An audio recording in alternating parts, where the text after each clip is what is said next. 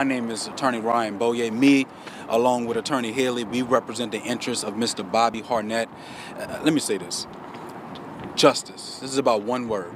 Justice. What we've seen here today in this cave is a travesty. It is egregious, the things that we've seen here today.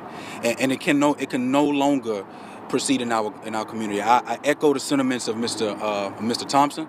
I thank him for being a trailblazer and bringing these things forward. We have filed a class action suit because we believe that there are more people here. We believe that more people have been brought through here. They are scared to come forward because they fear any sort of repercussions. They fear any sort of retaliation against them. A lot of these people have been brought here, strip searched, and their constitutional rights have been violated, and they were let go on the street. Most of these people, if they were charged, charges would drop very soon after. This is horrible. This is horrible. And as a city, we have to take notice. As a nation, we have to take notice of what is going on here. The cameras are not pointing in this direction, but if you look where we are at least 3 football fields from the nearest road. In the back of a place that is bought by City Parish, that is owned by the City Parish and used by Baton Rouge City Police. Guys, if we don't stand up, if we don't start to do this, who will? Let me say that. Just briefly, and again, thank you all for being here. Thank you, Mr. Thompson, for shedding light on this and really bringing this to the attention of the nation. I'm going to be quick. Not just those that we have filed a lawsuit on collectively. Every single person brought to this cave is a victim. Guys, talk plain language. It hits differently being in there. It hits differently. The cameras don't do it justice. The body cams doesn't do it justice. The retelling of these stories from our victims, again, like the word Mr. Thompson said, victims, does not do it any justice. This building should be condemned. This building should be torn down. And we have to do better.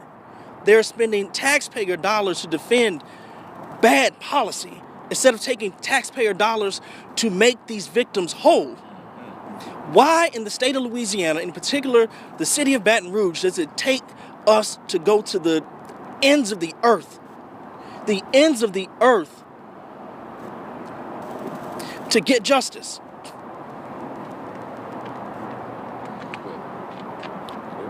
Any questions? You all talked about this being a travesty and the harsh conditions that you saw inside the break cave. Can you go into detail about exactly what you saw? It is a very chilling thing to walk into there and feel those cold cement floors. As a person of African extraction whose ancestors were enslaved, to see metal rings attached to concrete, to know that human beings were shackled to that, to know that individuals were placed in a chair, a wooden chair, in a garage, to know that a woman was sat in that wooden chair, bound by the hands and the feet, is something that touches your soul. It is readily apparent to me that this place was built exactly for those purposes. What other reason would you have there to do it? I also want to speak to this.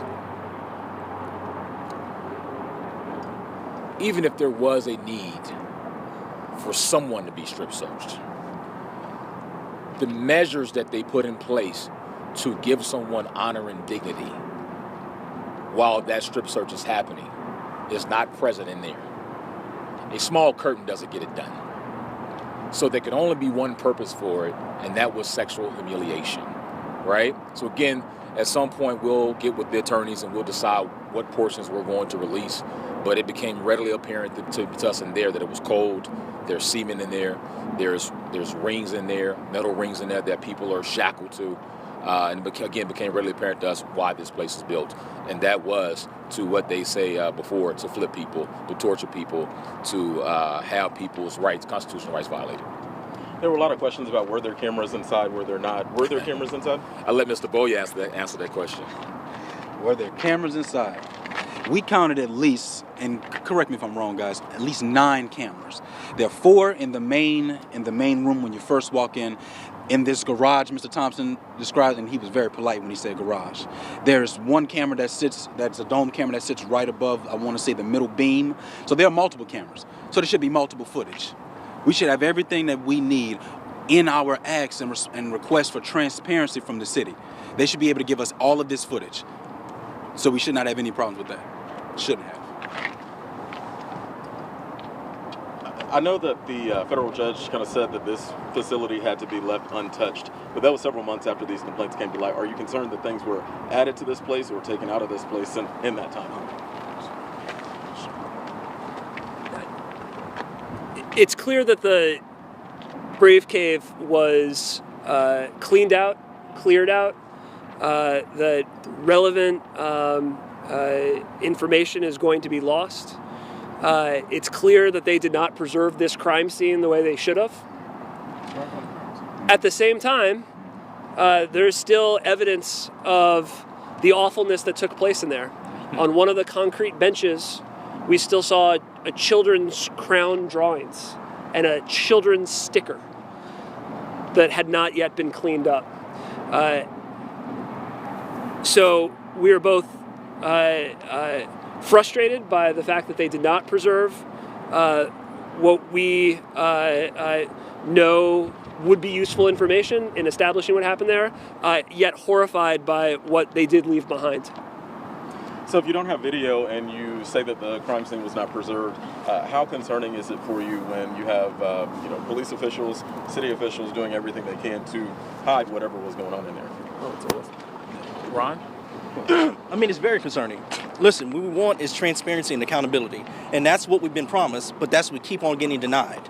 The fact that the crime scene has been tampered with is troubling. It compromises our ability to go forward and get the truth out. Again, this is about getting the truth out to make sure this does not happen again. And we only could do that if we have all of the information. Not some, not what they want to give, not piecemealed. We want everything. And I think the city and the citizens of this parish deserve to see everything. Let me say something to that point, and I'm just adding on to that. Understand why we're here right now is that, again, Alton Sterling and all the gains that were made in terms of transparency. A part of the problem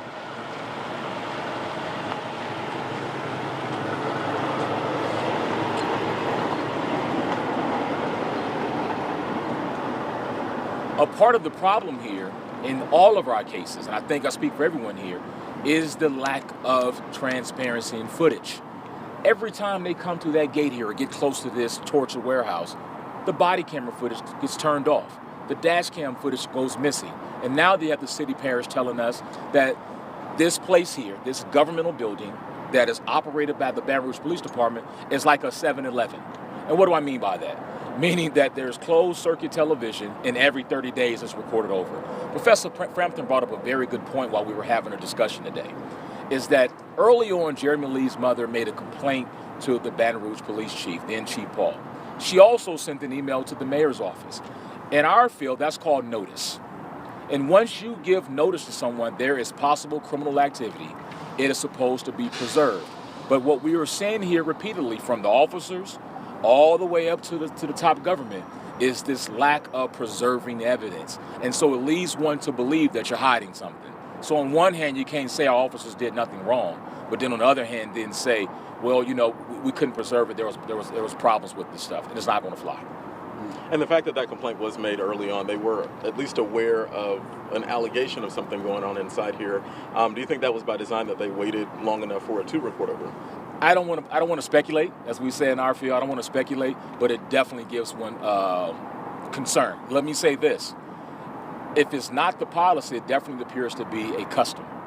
Again, every officer for every lawsuit that we have turns off their body-worn camera. You and I both know that when you make allegations to officers, they're quick to put out something to rebut those allegations.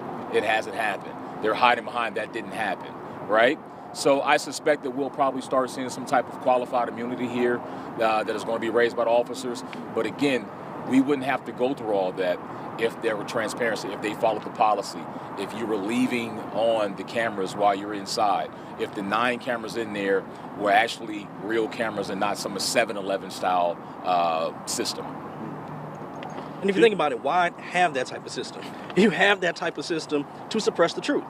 There's no other reason for it. You can have all kind of cloud worn body cam footage that is stored for eons and eons, but yet the most pertinent footage that we need to see what goes on in this black site, we don't have. I'd like to add one additional thing to make sure that we do not overlook the context to this story, because we're standing here in 2024 talking about custom and abuse of power and police brutality, but there is a history that makes this case even worse. And that history originates back in the 60s when students on Southern's campus were protesting in Baton Rouge, and what happened? The Baton Rouge police showed up to arrest them. John Garner I speak of. I speak of Cox that comes in the 60s. I speak of in 1972 when the law enforcement community went on to Southern's campus and assassinated Denver Smith and Leonard Brown.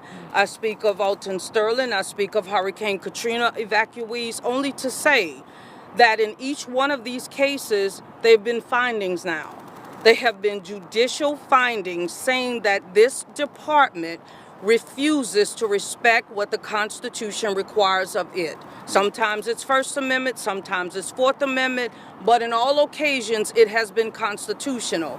And what's important about that is these are not lawyers who reap to benefit a settlement that's speaking to you today. I'm a law professor. I am out here with no stake in this. These law students are here from out of state, some of them. We have no profit to gain. But I want to be very clear, there has been a custom, there has been a practice of resisting what the Supreme Court of the United States has repeatedly said to this department when it comes to people's constitutional rights, and that should not be overlooked. Given the limited evidence that you all say was inside the brave cave that was left behind, do you feel like this hurts or helps your cases going forward? I'm not really at liberty to say that yet. I haven't really gotten with all the attorneys to really digest exactly what's there, what's not. I'm not. Maybe they have their perspective on it, but I'm not. I agree. No.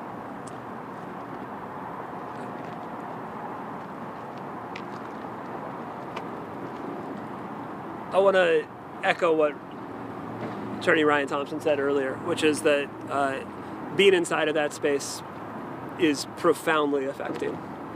I don't see how anyone could walk through the Brave Cave, even as the cleared out shell of what it was, and not have a visceral response to what happened there. I think having the opportunity to be there with the victims of BRPD today, the people who were harmed and brutalized there, has done nothing but redouble my belief that there needs to be a profound reckoning, and I remain optimistic that it's coming. And what's next? There is a injunction hearing that we're moving towards. So, again, the position of the attorneys is that the Baton Rouge Police Department's policy, strip search policy, as it remains right now, is still stop and strip, right? We believe it is unconstitutional, so we'll be having a hearing around that sometime soon. So we'll keep a lookout on that. That's where we're at. Again, thank you guys for coming out. Thank you. Again, we'll be reaching out to you guys soon to provide certain pictures to release to you guys for what we saw here today. And may justice be swift. Thank you. Thank you all.